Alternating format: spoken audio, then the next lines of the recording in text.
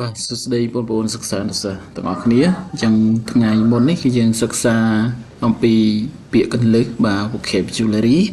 អញ្ចឹងថ្ងៃនេះយើងបន្តទៅបកប្រែនៅអត្ថបទរបស់យើងតែម្ដងបាទហើយងាយស្រួលគឺខ្ញុំបកនៅលើនឹងឲ្យ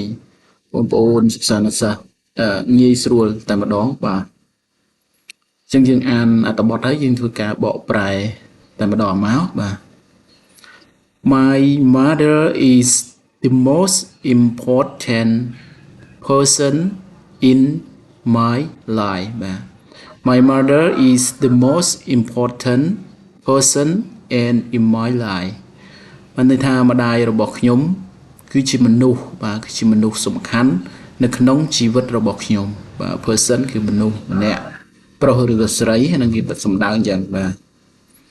ចឹង My mother is the most important person in my life ម្ដាយរបស់ខ្ញុំគឺជាមនុស្សសំខាន់នៅក្នុងជីវិតរបស់ខ្ញុំ She loves me more than anyone else in the world គាត់ស្រឡាញ់ខ្ញុំជាងគេបាទជាងគេនៅក្នុងពិភពលោកក្នុងមនុស្សនៅលើពិភពលោកហ្នឹងគឺគាត់ស្រឡាញ់កូនរបស់គាត់ជាងគេបាទ She loved me more than anyone else in the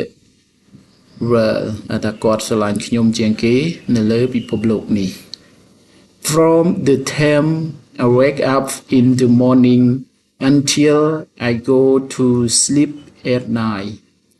she take care of me in every way from the time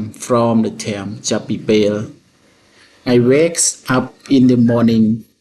ចាប់ពីពេលខ្ញុំភ្ញាក់ពីដំណេកនៅពេលព្រឹក until I go to school at night រហូត until ថារហូតដល់ខ្ញុំទៅដេកនៅពេលយប់ She take care of me in every day ថាគាត់មើលថែខ្ញុំគ្រប់យ៉ាងបាទថាគាត់ម្ដាយរបស់គាត់ហ្នឹងគឺមើលថែគាត់ហ្នឹងគ្រប់យ៉ាងបាទគឺរ៉ាប់រងសពគ្រប់បែបយ៉ាងទាំងអស់ My mother works very hard every day ថាម្ដាយរបស់ខ្ញុំធ្វើការយ៉ាងលំបាកជារៀងរាល់ថ្ងៃ My mother works very hard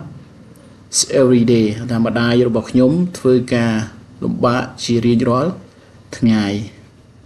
She cook food for our family clean the house and also help me with my homework ដែលគាត់ចម្អិនអាហារសម្រាប់គ្រួសាររបស់ពួកយើងបាទគឺថាគាត់ចម្អិនអាហារសម្រាប់គ្រួសារពួកយើង clean the house ថាសម្អាតផ្ទះបាទសម្អាតផ្ទះ and also help me with my homework និងជួយខ្ញុំធ្វើកិច្ចការផ្ទះផងដែរបាទអញ្ចឹងម្ដាយរបស់គាត់ចម្អិនអាហារសម្រាប់ពួកគាត់ហើយសម្អាតផ្ទះហើយនឹងជួយកិច្ចការផ្ទះបាទ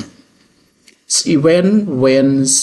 she feel tired she never saw it បាទ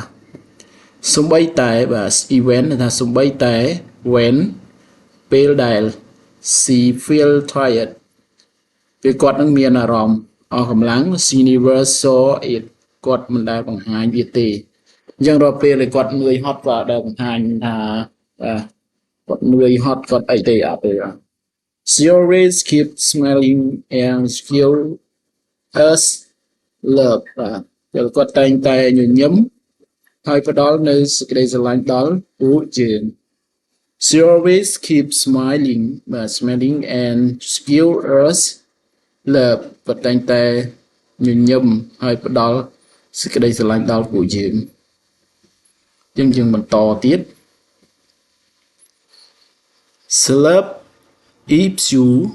Her love is pure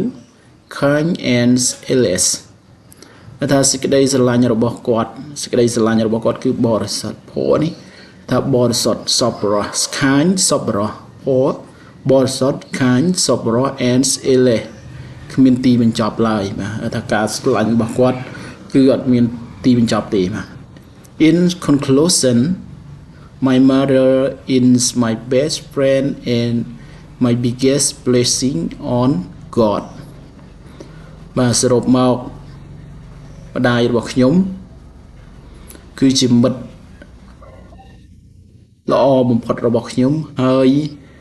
នឹងជាពរជ័យដ៏ធំបំផុតរបស់ខ្ញុំចំពោះព្រះបាទណារបស់ខ្ញុំយើងនិយាយឲ្យខ្លីទៅគឺថាសរុបមកម្ដាយរបស់ខ្ញុំ my mother ថាម្ដាយរបស់ខ្ញុំ is my best friend គឺជាមិត្តដ៏ល្អបំផុតរបស់ខ្ញុំ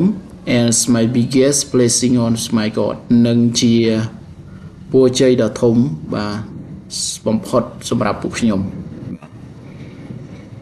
I love her more than anything in the world ដែលខ្ញុំស្រឡាញ់គាត់ច្រើនជាងគេទាំងអស់នៅក្នុងពិភពលោក I love her more than anything in my world ដែលខ្ញុំស្រឡាញ់គាត់ជាងគេទាំងអស់នៅលើលោកនៅក្នុងពិភពលោកបាទអញ្ចឹងសម្រាប់មេរៀននេះគឺខ្ញុំមានតែប៉ុណ្ណឹងហើយយើងចាំជួបគ្នានៅអត្ថបទថ្មីជាបន្តទៀតបាទអញ្ចឹងសម្រាប់វីដេអូនេះគឺខ្ញុំមានតែប៉ុណ្ណឹងបាទហើយបងប្អូនចង់បន្តតាមដានបងប្អូនអាចចុច share ឬ subscribe ដើម្បីទទួលបានមេរៀនថ្មីជាបន្តបាទអញ្ចឹងសម្រាប់វីដេអូនេះខ្ញុំមានតែប៉ុណ្ណឹងចាំជួបគ្នានៅវីដេអូក្រោយទៀត